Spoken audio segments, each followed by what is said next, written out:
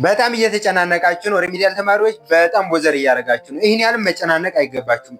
ፈተናው ወይዘር ከትምህርት ሚኒስቴር ይውጣ ወይም ደግሞ በዩኒቨርሲቲዎች ይውጣ፣ እናንተ ይህ ነገር የሚያስጨንቃችሁ አይደለም።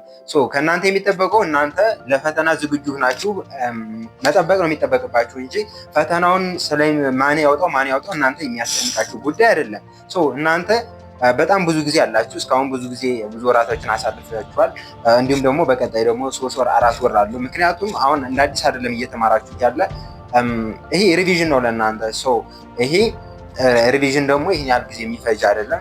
ባለው ጊዜ ብዙ ነገሮችን ከበር ማድረግ ትችላላችሁ። ብዙ ነገሮችን ሪፈረንሶችን አገላብጣችሁ ብዙ ነገሮችን ማየትና ብዙ ነገሮችን መያዝ ትችላላችሁ ማለት ነው።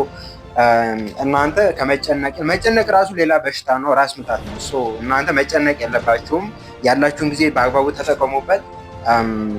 በደንብ ማንበብ ይገባችኋል ማለት ነው። ስለ ፈተናው ስለሚያወጣው አካል መጨነቅ የለባችሁም። ግን ሞስት ፕሮባብሊ ይህን ሁሉ የዩኒቨርሲቲዎች ፈተና ኢንዲቪዥዋሊ ትምህርት ሚኒስቴር ያወጣዋል የሚል እምነት የለኝም። ለዚህ ሁሉ ዩኒቨርሲቲዎች የተለያየ ፈተና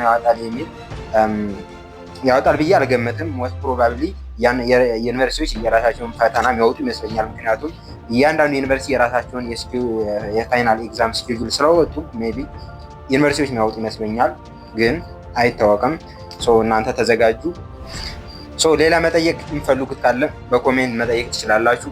መልካም ጊዜ ነው።